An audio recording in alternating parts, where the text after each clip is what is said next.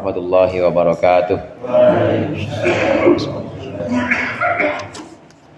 Walli fi hadha kitab Syekh Al-Asqalani Syekh jami'a syekhina wa la hadratina. Al-Fatihah. A'udzu billahi minasyaitonir rajim. Bismillahirrahmanirrahim. Alhamdulillahirabbil alamin arrahmanir rahim maliki yaumiddin. Iyyaka na'budu wa iyyaka nasta'in ihdinas siratal mustaqim. Siratal ladzina an'amta 'alaihim ghairil maghdubi 'alaihim waladdallin. Amin. Alhamdulillah wassalatu wassalamu ala sayyidina Muhammadir Rasulillah wa ala alihi wa ashabihi wa man tabi'ahu hudahu wa jama'atah min yaumina hadha ila yaumil ba'tsi wan nahdah. Amma ba'd, fa inna ahsanal hadithi kitabullah wa khairul hadi hadi Muhammadin sallallahu alaihi wasallam wa syarrul umuri muhdatsatuha wa kullu muhdatsatin bid'ah wa kullu bid'atin dhalalah. Segenap jamaah musalla al-jihad, bapak-bapak sekalian, para ustadz, para hujjaj, hadirin yang dirahmati oleh Allah. Alhamdulillah malam hari ini kita berkumpul kembali melanjutkan pengajian kitab Nasaihul Ibad. Mudah-mudahan hadirnya kita di sini mendapat ridha Allah. Amin. Dan apa yang akan kita bahas menjadi ilmu yang bermanfaat di dunia wal akhirah. Amin ya rabbal alamin. Pembahasan terakhir kita kemarin sampai pada maqalah yang ke-9. Maqalah yang ke-9 ini muallif atau pengarang berbicara tentang dosa. Ada dosa yang dilakukan sebabnya adalah keinginan. Ada dosa yang dilakukan sebabnya adalah kesombongan. Di antara dua jenis dosa ini, justru yang paling bahaya adalah dosa yang dilakukan sebab kesombongan. Orang melakukan dosa, dia melakukan maksiat, tapi dia melakukan itu karena memang dia pengen. Setelah itu dia menyesali, dia meratapi, ya Allah, kenapa saya begini amatnya. Meratapi itu. Maka itu lebih baik dibanding orang melakukan dosa. Dia melakukan dosa dengan kesombongan. Artinya dia melakukan maksiat, agak ada haram apaan. Nah, yang begitu tuh bahaya. Dia melakukan itu karena kesombongan. Dia melakukan itu dengan kesombongan, menganggap bahwa tidak ada aturan-aturan agama, tidak ada kewajiban-kewajiban syariat. Ini namanya melakukan dosa karena kesombongan. Yang bahaya adalah kesombongannya ini. Kalau dosa sama-sama, ada orang maksiat, misalnya dia zina, yang satu yang dua-duanya sama-sama maksiatnya zina, yang satu dia melakukan zina itu karena pengen dan setelah itu menyesali perbuatannya. Tapi yang satu lagi dia melakukan itu bukan sebab pengen tapi sebab kesombongan. Artinya dia meyakini bahwa nggak ada larangan-larangan itu, nggak usah pakai aturan-aturan, hidup mah udah senengin aja, misalnya seperti itu. Maka meskipun sama maksiatnya zina, tapi yang dengan kesombongan yang bahaya. Kenapa bahaya? Karena sesungguhnya kesombongan yang pertama kali yang mengeluarkan iblis dari surga itu adalah sombong, bukan pengen. Nabi Adam pengen doang, pengen buah khuldi. Tapi kalau iblis itu udah sombong, menganggap dirinya itu lebih mulia dibanding Nabi Adam. Nah, menyambung makalah yang ke-9 kemarin, maka pada makalah yang berikut ini, makalah yang ke-10, ini masih berbicara tentang dosa-dosa, masih berbicara tentang kesalahan-kesalahan. Karena memang kita manusia pasti tidak luput dari salah dan dosa ini. Ada di halaman 24. Bismillahirrahmanirrahim. Qala al-muallif rahimahullah wa nafa'ana bihi wa bi'ulumihi fid dharaini amin. Wal maqalatul 'ashiratu am ba'di zuhadi wa humul ladzina ihtaqaru ad-dunya wa lam yubalu biha bal akhadhu minha qadra daruratihim. Man adnaba dzamban ay tahammalahu wa huwa yadhaku wal halu annahu yafrahu bi tahammulihi fa innallaha yudkhiluhu an-nar wa huwa yubki wa huwa yabki lianna haqqahu ay yandama wa yastaghfirullaha ta'ala lidzalik. Maqalah yang ke-10 dari sebagian orang-orang zuhud. Wa hum alladzina ihtaqarud dunya. Siapa orang zuhud itu? Orang yang meremehkan dunia, menganggap remeh dunia, walam yubalu biha, dan mereka tidak peduli terhadap dunia. bal akhadhu minha, tetapi mereka mengambil dari dunia qadra daruratihim, sekedar kebutuhan mereka. Qadra itu sekedar kebutuhan mereka.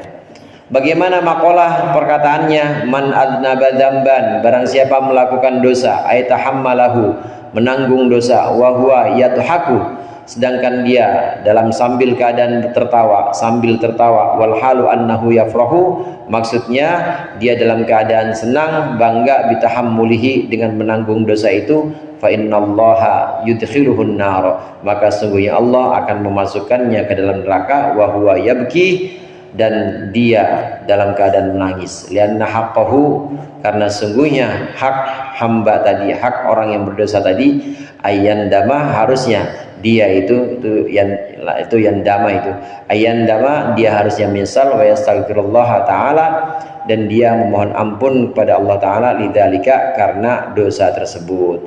Maqalah yang ke-10, karena ini babnya bab 2, maka nanti ada 2 nasihat. Nasihat yang pertama, ini adalah maqalah dari para zahid atau orang-orang yang zuhud.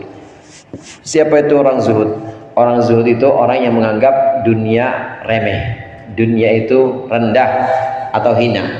Tapi dipakai nggak sama dia, dipakai, hanya dipakai sekedar kebutuhannya saja. Karena mau tidak mau, yang namanya hidup di dunia pasti kita butuh. Sholat aja pakai sarung ada yang gratis, ya ada sih kadang-kadang ya. Tapi makan juga kan, makan. Terus pergi Jumatan itu juga kalau nggak ganti ya sarung-sarungnya itu aja. Tetap kita membutuhkan dunia, tapi diambil dunia ini qadra daruratihim, diambil dunia ini oleh orang-orang zuhud hanya sekedar kebutuhannya saja. Dia butuh buat makan hari ini, ya udah hari ini, besok mah itu terserah Allah, Allah yang jamin. Zuhud ini muncul sebab seseorang sangat percaya pada jaminan Allah Subhanahu wa taala.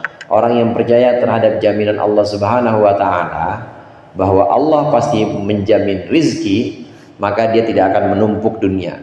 Kalaupun dia dunianya hadir kepada dia, maka dunia itu akan digunakan seperlunya saja, selebihnya akan dia berikan kepada orang lain atau untuk dimanfaatkan orang lain.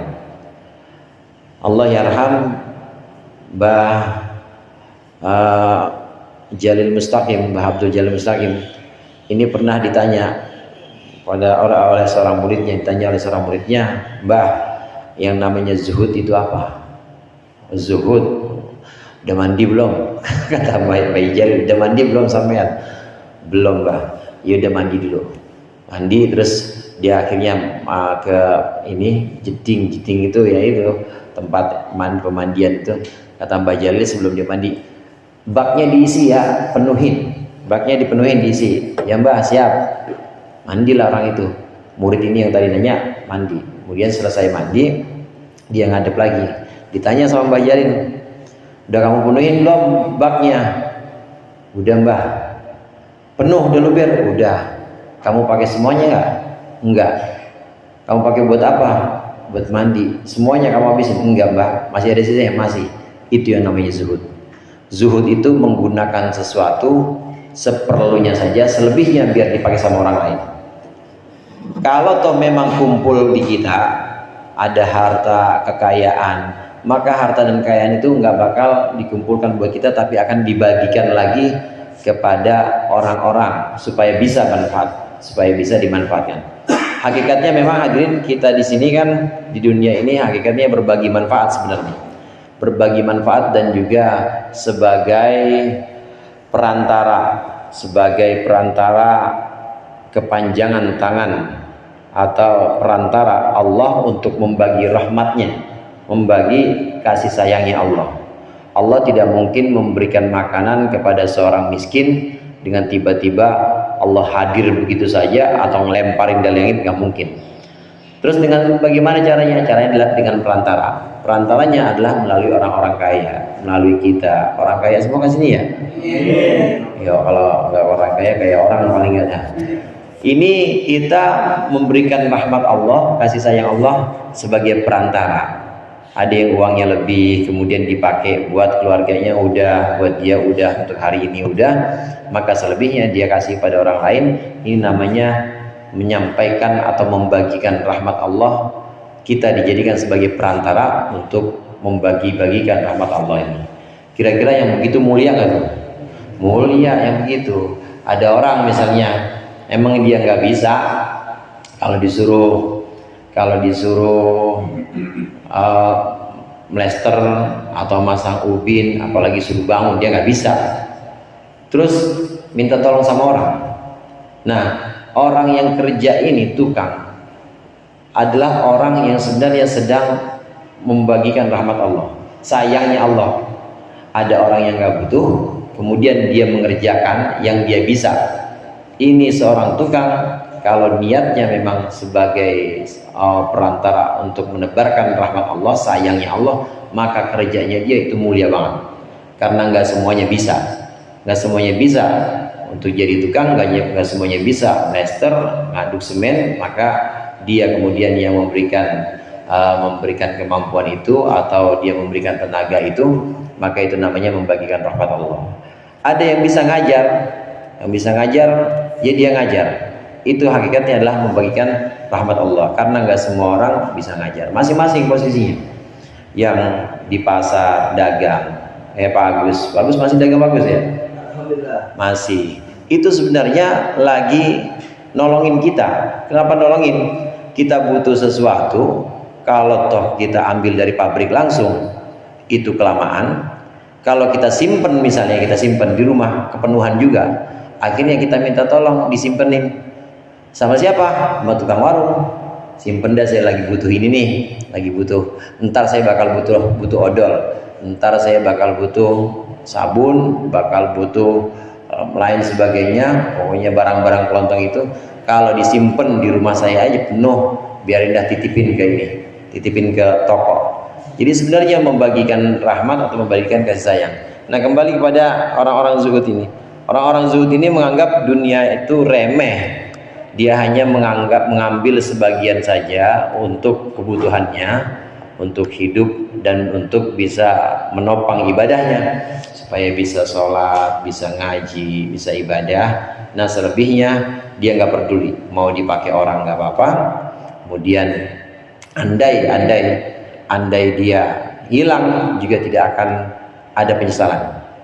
Ciri-ciri orang yang zuhud itu bisa terbukti kalau dia sudah kehilangan sesuatu atau dia tidak mendapat sesuatu. Yang tidak dia dapat tidak akan diuber-uber, yang sudah dia dapat dan hilang itu tidak akan ditangisi. Itu orang zuhud. Ciri-cirinya begitu. Dan tidak bisa diukur dari ukuran lahiriah. Artinya orang yang hidupnya miskin, kurang, malah zuhud tuh zuhud, belum tentu. Bisa jadi dalam kemiskinan itu hatinya pengen banget dunia mulu, sampai nggak sempat ngaji. Ngaji bang, ngaji apaan sih ini, urusan masih banyak banget nih. Hatinya dunia mulu. Sholat bang, ntar dah gue sholat kalau udah cukupan dikit dah, kalau kira-kira udah pada ini keuangan baru gue sholat dah. Kalau seperti itu, meskipun kelihatannya menderita, tapi hatinya masih penuh dunia, bukan zuhud juga. Itu di dunia menderita, di akhirat ya kalau dia taubat sih, mudah-mudahan taubat ya. Mudah-mudahan dia ini sadar dan insaf. Nah, nggak bisa dengan ukuran itu, dan juga nggak bisa dengan ukuran orang kaya. Misalnya kaya banget, kiai apaan kaya begitu mah jauh dari sifat zuhud. Belum tentu. Boleh jadi itu dunia datang aja kepada kiai ini dan dia sama sekali hatinya tidak terpaut dengan dunia. Andai itu hilang, andai itu kena musibah kebakaran semua, dia sama sekali nggak akan bersedih. Zuhud itu letaknya di hati, saudara. Jadi tidak bisa dengan ukuran zohir atau ukuran lahiriah, tidak bisa. Nah, ulama-ulama atau orang-orang zuhud ini banyak perkataan, banyak nasihat-nasihatnya yang dikutip oleh para ulama. Di antaranya yang kita baca ini adalah ucapan sebagian orang zuhud. Apa ucapannya, apa nasihatnya? Barang siapa yang berdosa dan dia sambil tertawa, Maksudnya dia berdosa dalam keadaan bangga, ketawa-ketawa, cengar-cengir, ada kamera juga dia malah cengar-cengir aja. Dia melakukan dosa tapi sambil ketawa-ketawa, sambil bangga, sambil tertawa riang, maka Allah akan memasukkan orang ini ke neraka dalam keadaan nangis. Yang tadi tawa-tawa di dunia, nanti Allah masukkan ke neraka nangis, dalam keadaan nangis. Kenapa demikian? Karena harusnya orang dosa itu nggak boleh bangga, orang dosa itu harusnya nangis. Nah dia kagak nangis pisan di dunia, dia nggak nangis sama sekali, bangga aja, seneng banget. Maka nanti di akhirat Allah akan masukkan dia ke neraka, dia dalam keadaan nangis. Banyakan tawa sih di dunia, kebanyakan ya cengar-cengir di dunia. Cengar-cengirnya lagi sambil dosa lagi. Kalau cengar-cengir sambil ngopi mah nggak apa-apa, kayak silaturahim atau kita kongko-kongko tawa-tawa nggak apa-apa. Ini lagi dosa tawa-tawa bangga, ntar nangis ditukar sama Allah, gantian nangis saat Allah memasukkan dia ke dalam neraka. Karena memang harusnya orang yang berdosa itu bukan tertawa, harusnya orang yang berdosa itu menyesal. Penyesalan yang penting. Penyesalan ini bahkan menjadi syaratnya taubat. Orang yang taubat tapi tidak ada penyesalan, maka taubatnya tidak sah. Harus yang namanya taubat ada penyesalan. Orang taubat tapi dia malah bangga, malah senang dengan maksiat-maksiatnya, dia sebutin semuanya itu. Dia sebutin yang topi miring, yang Manson, yang whisky, sebutin. Gua mau berapa kerat juga nggak ngaruh gua mah. Tapi gue udah taubat sekarang, tapi sambil bangga, maka syarat taubatnya nggak lengkap dan taubatnya tidak sah. Harus dengan penyesalan. Orang yang melakukan dosa dan dia bangga dengan dosa itu, senang dengan dosa itu, maka Allah akan memasukkan dia neraka, dia dalam keadaan menyesal, karena di dunia dia tidak pernah menyesal. Ini nasihat pertama.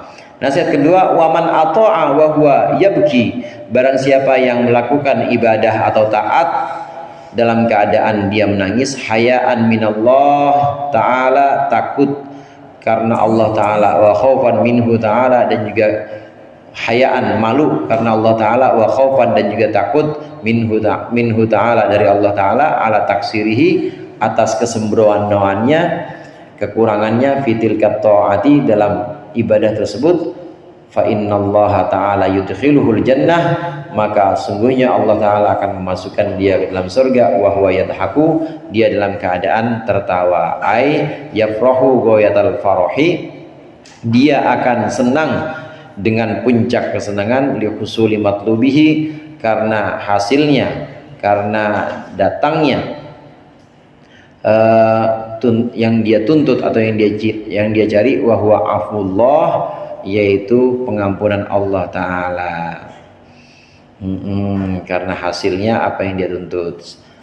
Sebaliknya, nasihat kedua, kalau tadi orang yang buat dosa tapi sambil ketawa-tawa bangga, nah kalau ini sebaliknya, orang yang melakukan ketaatan ibadah, sholat dia bangun malam, baca Al-Quran dia dalam kesendirian, kemudian dalam sholatnya, dalam baca Qurannya dia menangis, malu karena Allah, dia menangis takut karena kekurangan ibadah dia. Sholat saya masih begini doang ya Allah, padahal nikmat begitu banyak. Quran saya begini doang, boro-boro sehari 1 juz ya Allah, paling sehari sebaris, itu juga bacanya masih belum lancar banget.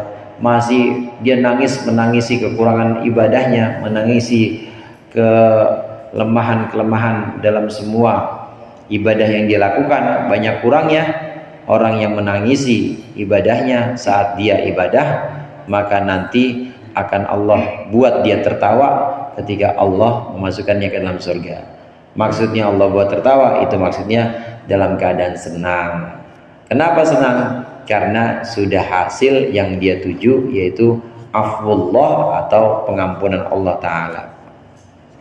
Jadi orang yang taat itu harus bersedih. Catatannya di sini hadirin, bersedih di sini, menangis di sini, hayaan minallahi ta'ala, malu kepada Allah dan juga takut kepada Allah.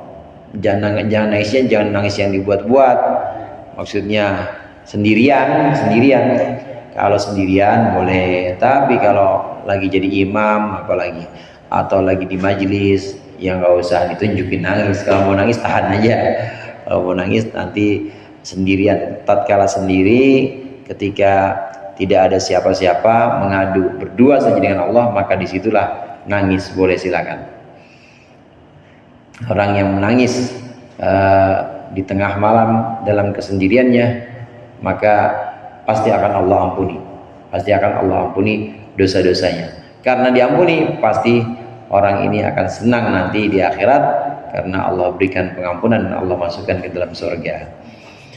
Ini seharusnya, ini keadaan seharusnya orang yang maksiat dosa harusnya sedih atau menyesal. Nah, orang yang melakukan ketaatan, ini dia juga harusnya bersedih. Supaya apa? Supaya di akhirat nanti dia bahagia. Pendek kata di sini memang harus banyak-banyak melakukan introspeksi diri kita, bahwa kita ini banyak kelemahannya. Ya, lagi taat sedih, lagi maksiat apalagi sedih juga. Lagi taat kenapa sedih? Karena kita ngerasa belum apa-apa ibadah kita. Lagi maksiat kenapa sedih? Ya harus, karena memang malu pada Allah, malu dari dosa-dosa yang kita lakukan. Jadi banyakin sedih di dunia ini. Dalam nasihat ini memang poinnya yang ditekankan adalah memperbanyak sedih kita karena Allah tadi. Hadirin jamaah rahimakumullah, ini ada hubungannya dengan makalah yang sebelumnya. Orang yang bersedih karena urusan akhirat, maka kesedihan itu akan jadi penerang hatinya. Maka dia akan terus berjalan ibadah lagi. Karena sedihnya urusan akhirat. Urusan akhirat itu bagaimana? Urusan ibadah maksudnya. Ibadah saya masih kurang, maksiat saya masih banyak banget. Nah, ini membuat dia sedih. Dipikirkan terus, maka akan membuat terang hati. Buktinya terang hati itu dia gampang bangun dan gampang melakukan ketaatan, itu terang hati. Tapi kalau orang sedih terhadap dunia, makin gelap hatinya. Ini ada hubungannya dengan makalah yang sebelumnya. Orang yang sedih sebab dunia, sedih karena keprihatinan dunia, ini makin gelap hatinya. Kenapa demikian? Karena dunia itu sudah Allah jamin. Wa'mur ahlaka bis-sholati wastabir 'alaiha la nas'aluka rizqan nahnu narzuquk. Itu firman Allah. Allah bilang, suruh keluargamu sholat, wastabir 'alaiha, dan bersabarlah dalam melaksanakan sholat. Kita diperintahkan oleh Allah buat nyuruh keluarga kita sholat, sabar dan sabarin. Anak kita suruh sholat, istri kita suruh sholat, dan sabar. Tapi bukan berarti sholat itu bukan berarti orang yang sholat itu kemudian akan datang rezeki banyak dan akan diberikan kekayaan, bukan. Maksudnya apa? La nas'aluka rizqan nahnu narzuquk. Saat kamu sholat jangan khawatir soal rezeki gitu doang. Sholat itu perintah, sedangkan rezeki itu adalah karunia Allah. Ada dua yang berbeda di sini, perintah sholat dan pemberian Allah. Kalau perintah sholat berarti yang lakuin siapa? Yang lakuin siapa perintah sholat? Kita. Perintah puasa siapa yang lakuin? Kita. Perintah sedekah atau zakat yang lakuin? Kita. Sedangkan pemberian seperti rizki, anak soleh, suksesan, itu semua pemberian Allah. Siapa yang lakuin? Allah apa kita? Allah. Jangan ngurusin sesuatu yang bukan urusan kita. Urusan kita apa? Ibadah. Urusan Allah memberikan karunia-karunia-Nya, ya berupa rizki, berupa masa depan yang cerah, anak-anak yang soleh, itu urusan Allah. Jangan ngurusin sesuatu yang bukan urusan kita. Urusan kita ibadah saja. Nah, dalam hal ini, saat kita sholat, kemudian itu dalam sholat kita muncul kekhawatiran, ini berarti kekhawatiran atau kesedihan ini kesedihan akhirat. Karena memang akhiratlah yang harus kita jadikan sebagai bahan introspeksi. Sholat saya masih begini, maksiat saya masih banyak, itu urusan akhirat semua. Jangan buat kesedihan kita kesedihan terhadap dunia, jangan. Ini dari dulu miskin-miskin aja ke kaya-kaya, mana cicilan banyak banget tunggakan lagi. Jangan itu Allah jamin pasti itu nanti akan selesai, pasti akan, nggak mungkin kelaparan dan nggak mungkin Allah putus rizkinya, pasti Allah jamin rizkinya. Nah, kita laksanakan apa yang wajib kita laksanakan. Orang-orang yang dalam ibadahnya selalu bersedih, ini akan membuat kesedihan itu akan membuat hatinya terang. Ini nasihat yang memang titik tekannya adalah kesedihan, hadirin. Walaupun ada satu juga ini untuk perbandingan. Ada satu juga saat kita melakukan ketaatan, hendaklah kita melihat minnatullah atau pemberian Allah. Kalau kita lagi Allah takdirkan bisa sholat, bisa ngaji kayak sekarang, jarang-jarang kata Bang Wali enakan tidur kan begini nih. Ini mah orang-orang khusus yang datang di sini. Kalau kita lagi dapat takdir seperti ini, maka buru-buru melihat bahwa itu adalah pemberian Allah. Alhamdulillah Allah takdirin saya bisa ngaji, alhamdulillah Allah takdirin saya bisa sholat, alhamdulillah. Harus lihat itu. Jadi sedih apa gembira tuh kalau gitu? Gembira. Memang ada dua kaul atau ada dua kecenderungan ulama. Ada yang dalam ibadah itu bagusnya sedih, boleh nggak? Boleh. Ada juga dalam ibadah bagusnya gembira. Kenapa? Karena itu pemberian dari Allah. Kalau Sayyid Abdullah bin Alwi, pengarang Nasohid Diniyah yang terkenal itu, ada juga risalah Muawanah. Ini lebih banyak nuansa nasihat-nasihatnya dan juga nuansa tasawufnya atau akhlaknya. Ini adalah nuansa yang zahid atau orang-orang yang zuhud, menjauhi dunia, kemudian sedih terhadap ibadah yang masih sembrono, kemudian dosa, sedih terhadap dosa. Ini satu mazhab atau satu kecenderungan. Nah, kecenderungan lain ada juga ulama seperti Syekh Abil Hasan Asyadzili. Syekh Abil Hasan Asyadzili ini lebih memandang bahwa Allah itu punya keluasan rahmat dan sangat luas. Kalau orang sedang ibadah jangan sedih. Kenapa nggak boleh sedih? Alhamdulillah itu Allah takdirkan kita bisa ibadah. Sampai kalau seseorang misalnya kita misalnya dosa, kalau kita dosa buru-buru taubat kepada Allah dan jangan larut dalam kesedihan. Langsung menuju kepada Allah, bangkit, mohon ampun, kemudian memperbaiki diri kita. Jadi tidak boleh berlarut-larut dalam kesedihan. Ini kecenderungan yang kedua dari tasawuf. Ada tasawuf yang agak kereng atau agak sulit, ada yang happy aja. Syekh Abil Hasan Asyadzili ini yang kelompok yang kedua. Syekh Abil Hasan Asyadzili dan juga beberapa ulama lain itu menganggap bahwa kenapa harus ada orang dosa? Ya biarin aja orang dosa. Kenapa dibiarin? Kenapa orang dosa itu tidak dibasmi atau tidak ya biarin aja. Orang dosa itu menandakan bahwa Allah punya sifat Ghafur atau punya sifat Ghaffar yang Maha Pengampun. Andai ini hadisnya sebagai penguat, andai di dunia ini tidak ada makhluk yang berdosa, semuanya baik, semuanya taat, semuanya ibadah, maka akan Allah hancurkan, akan Allah binasakan makhluk itu. Allah akan ganti dengan ciptaan lain yang berbuat dosa, lalu Allah berikan ampunan. Untuk apa? Untuk merealisasikan atau untuk mewujudkan sifat Allah, sifat Ghafur, sifat Ghaffar, yaitu Maha Pengampun. Jadi bagaimana? Ya memang sudah begitu sunatullah. Memang sudah begitu bahwa ada yang harus diampuni, berarti Allah Maha Pengampun. Atau sebaliknya, Allah Maha Pengampun berarti ada yang berbuat dosa. Ini dua kecenderungan dari dua model tasawuf, model ulama-ulama tasawuf. Maqalah yang ke-11, wal maqalatul hadiyat asyrah an ba'dil hukama, dari sebagian hukama, orang-orang bijaksana, ayil aulia, maksudnya para kekasih Allah, la tahqirud dzunubas shighara, janganlah engkau meremehkan dosa kecil.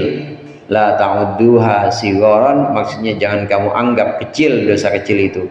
Fa innaha tatasha'abu minha dzunubul kibar, karena sesungguhnya dari dosa kecil itu bisa muncul dosa-dosa besar. Wa aidan rubbama yakunu ghadabullahi ta'ala, dan juga seringkali murka Allah itu fitil kasigori, dalam dosa-dosa yang kecil itu. Sebagian hukama di sini dijelaskan oleh Syekh Nawawi Banten, para wali-wali Allah. Sebagian wali-wali Allah mengatakan jangan meremehkan dosa-dosa kecil. Jangan anggap dosa-dosa kecil yang dilakukan terus-menerus itu adalah dosa kecil. Dikit-dikit lama-lama menjadi bukit, lama-lama gede juga orang. Dikit-dikit, jangan remehin dosa kecil, karena sesungguhnya dosa kecil itu bisa menjadi dosa besar kalau numpuk, atau paling tidak bercabang, menjadi cabang dari dosa kecil, keseringan dosa kecil, terus lama-lama cabang nyobain dosa yang besar. Karena yang kecil udah sering semua dia lakukan, nah, kemudian penasaran juga dia, akhirnya dosa besar. Dari dosa-dosa kecil ini maka akan muncul dosa-dosa besar. Maka tidak boleh meremehkan dosa-dosa kecil. Seringkali murkanya Allah itu ada dalam dosa-dosa kecil yang terus-menerus dilakukan. Hadirin jamaah rahimakumullah, dosa-dosa kecil ini sering disebut sebagai as-sayyi'at. As-sayyi'at itu dosa-dosa tapi yang bentuknya kecil. Innal hasanat yudhibnas sayyi'at. Sesungguhnya kebaikan-kebaikan itu bisa menghapuskan dosa-dosa kecil. Melihat perempuan yang bukan mahram, dosa kecil. Apalagi yang dosa kecil misalnya. Ini ngomong kencang sama tetangga, dosa kecil.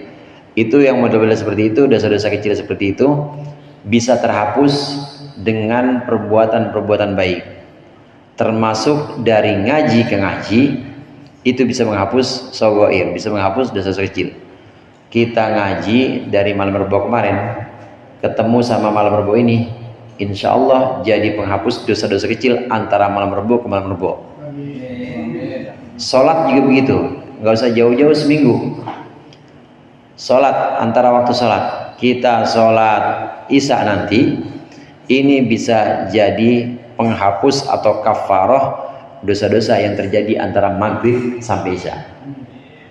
Begitu juga subuh, kita sholat subuh, ini bisa menjadi penghapus dosa-dosa antara isya dengan subuh. Dosa yang bagaimana? Dosa kecil. Ini yang disebut dengan sogoir atau sayyiat. Oleh karenanya, selama seseorang itu masih melakukan kebaikan-kebaikan seperti sholat, ngaji, kemudian tahlilan atau silaturahmi, dia masih melakukan kebaikan-kebaikan, bahkan bukan sesuatu yang sifatnya itu mahdoh, ibadah mahdoh, kebaikan lain seperti silaturahmi, sedekah pada anak yatim, Jumat berkah. Selama dia melakukan perbuatan-perbuatan baik itu, insya Allah dosa antara kedua perbuatan baik itu akan terhapus dengan perbuatan baik itu. Jadi orang yang sering melakukan kebaikan dari minggu ke minggu atau dari waktu ke waktu, itu insya Allah tidak termasuk yang ini. Termasuk orang yang meremehkan dosa kecil. Orang yang meremehkan dosa kecil itu yang sama sekali nggak pernah melakukan kebaikan. Dosa mulu, tapi kecil-kecil emang sih. Kecil-kecil ya godain perempuan atau godain anak kecil, anak kecil dikerjain mulu, ya disentilin sama dia. Yang begitu dosa-dosa kecil itu kalau nggak dibarengin dengan perbuatan baik, nah itu yang disebut dengan meremehkan dosa kecil. Dari meremehkan dosa kecil ini maka akan muncul nanti dosa-dosa besar. Pertama sebab numpuknya dosa kecil, yang kedua itu sebab seseorang dari kebiasaan melakukan dosa-dosa kecil ini, dia akan mencoba untuk melakukan dosa-dosa besar, pasti itu. Dan murka Allah itu ada dalam dosa-dosa kecil yang dilakukan terus-menerus ini. Wal maqalatu tsaniyata asyrah anin nabi la saghirata ma'al israr fa inna ma bil muwadhabah ala 'alaiha ta'dumu fatasiru kabiratan wa aidun annaha ala azmi istidamiha tasiru kabiratan fa inna niyyatal mar'i fil ma'asi kanat ma'siyatan. Jadi di antara perbuatan-perbuatan atau amalan-amalan yang baik yang bisa kita lakukan, itu ada yang sifatnya sebagai penghapus atau ada yang sifatnya sebagai kemoceng. Tahu kemoceng, Pak?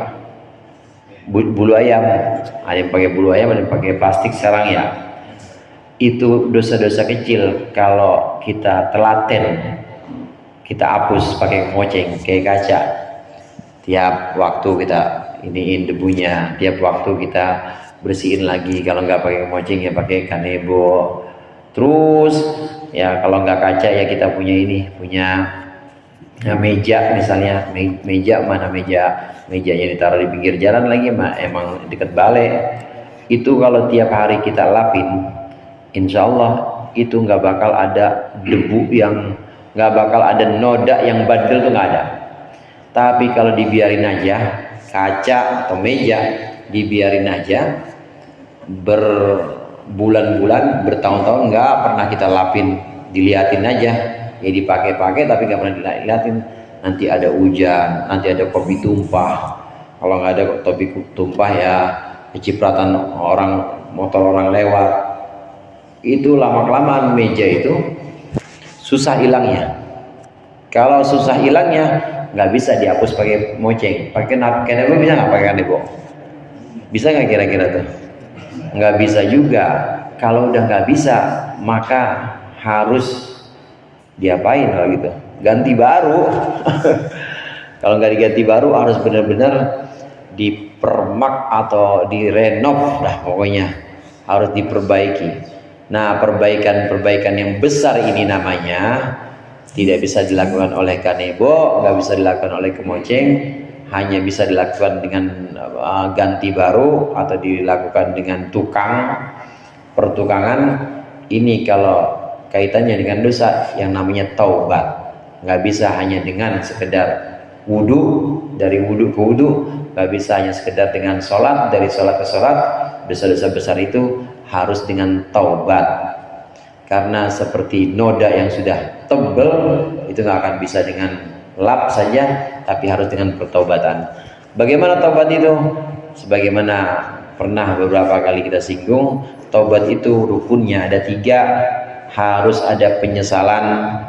Yang kedua harus berhenti benar-benar, berhenti, udah udah apa namanya, off. Udah off benar-benar. Itu syarat yang kedua. Syarat yang ketiga dari taubat penyesalan, kemudian berhenti. Syarat yang ketiga tekad kuat, tidak akan ngulangin lagi. Itu 3 syarat taubat: nyesel, berhenti, dan tekad kuat tidak akan ngulangin lagi. Ini 3 syarat taubat. Kalau itu berhubungan dengan hak antar sesama manusia, maka ada syarat tambahan yang keempat, yaitu mengembalikan kerugian dari orang yang dirugikan. Tobat, saya nggak mau nyolong motor lagi. Ada berapa orang bang yang diambil motornya? Ada 3, harus balikin. Kalau nggak bisa langsung, ya harus minta ridhonya gimana ke caranya, sampai orang itu, orang yang dirugikan ini benar-benar bisa ridho. Tuh tobat syarat-syaratnya ada 4 dan cukup ketat. Artinya cukup ketat ini nggak bisa hanya dengan wudhu, dari sholat ke sholat nggak bisa terhapus, harus dengan taubat.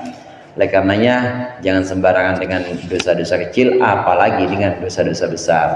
Wal maqalatu tsaniyata asyrah anin nabiyyi wallahu a'lam bissawab. Insyaallah kita lanjutkan pertemuan yang akan datang. Lebih kurangnya saya mohon maaf. Wallahul muwaffiq ila aqwamit thoriq. Assalamualaikum warahmatullahi wabarakatuh. Waalaikumsalam.